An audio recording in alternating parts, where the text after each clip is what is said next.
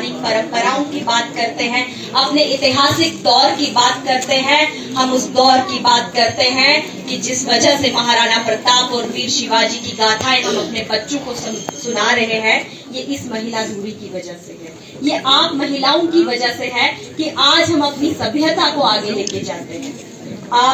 आपको मैं सिर्फ महिला नहीं कहूंगी, आपको मैं नारी शक्ति और दुर्गा का अवतार कहूंगी, जो सदियों से आने वाली बेड़ियों को चीरती हुई आगे बढ़ी और हमेशा आगे नहीं बढ़ी, विजय हुई, तब जाके अपने अस्तित्व की आप सब लोगों ने स्थापना की। आज मेरे सामने बैठी हुई बच्चियां जब मुझे देखती हैं तो बहुत खुश होती हैं। उनको कई बार मैं जब इलेक्शन कैंपेन में जा रही थी तो बहुत सी बेटियां जो है वो टेबल को स्टेज बना के टेबल पे खड़े होके भाषण करती थी और कहती थी कि हम शगुन परिहारे, हमें मालाएं पहनाओ।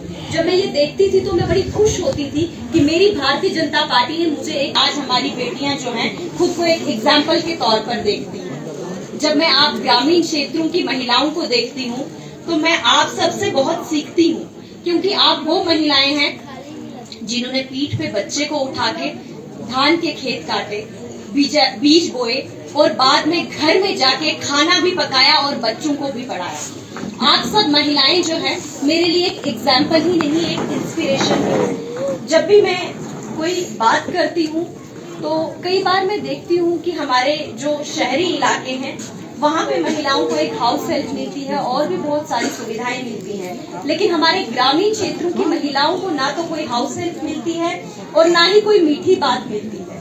सुबह से शाम तक अगर हम कोई आवाज लगाते हैं घर में, चाहे वो बच्चे हो वो माँ को आवाज लगाए, चाहे वो पति हो वो पत्नी को आवाज लगाता है, चाहे सास ससुर हो उनकी आवाज भी बहू तक जाती है, लेकिन हमारी बेचारी महिलाएं जो है उनके लिए कोई प्यार के शब्द भी मुझे लगता है बहुत कम सुनने को मिलते हैं।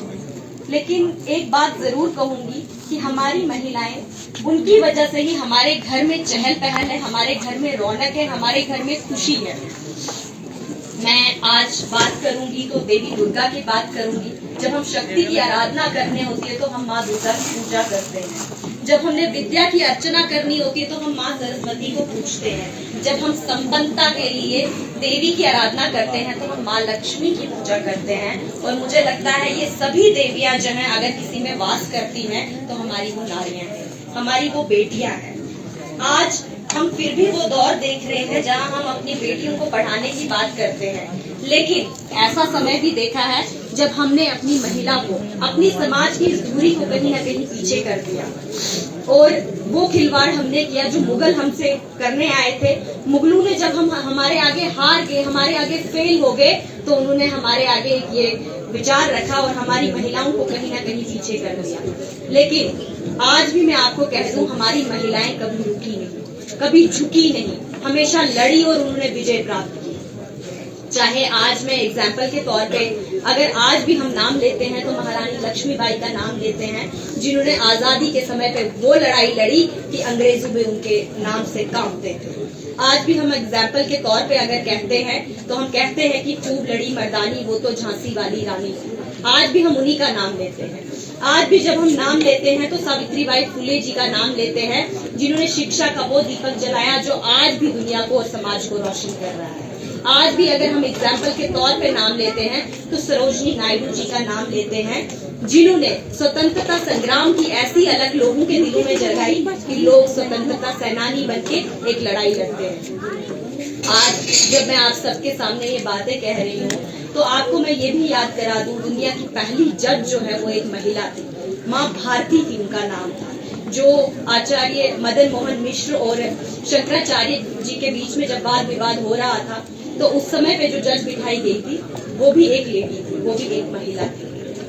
आज जब मैं आपके सामने बात कर रही हूँ तो हमारे समाज में किरण बेदी जी एक एग्जाम्पल है, हमारे किश्तवाड़ की एक बेटी सहरिश असगर जी एक एग्जाम्पल है, जिन्होंने नीतियों को इस तरह से लागू किया कि आज भी हम सब लोग उनका नाम ले रहे हैं। आज वो अन्य स्टेटों में जाके एक बहुत बड़े पद पे कार्यभार संभाल रही हैं, लेकिन हमारे किश्तवाड़ की बेटी है, इसीलिए हम सब जो है उनका नाम सुन के गौरवान्वित महसूस करते हैं। आज जब मैं नाम ले रही हूँ तो बेटी शीतल का नाम ले रही हूँ, जिसने अपनी पैरा आर्मी के दम पे अपना नाम जो है पूरे भारत में ही नहीं पूरे विश्व में रोशन किया। आज जब मैं आप सबके बीच में खड़ी हूँ तो मैं एग्जाम्पल के तौर पे नाम लूंगी तो सुषमा स्वराज जी का नाम लूंगी, जहां भारत में आजादी के बाद से लेकर सिर्फ एक एम्स था, लेकिन सुषमा जी ने जैसे कार्यभार संभाला 6 एम्स बनवाए।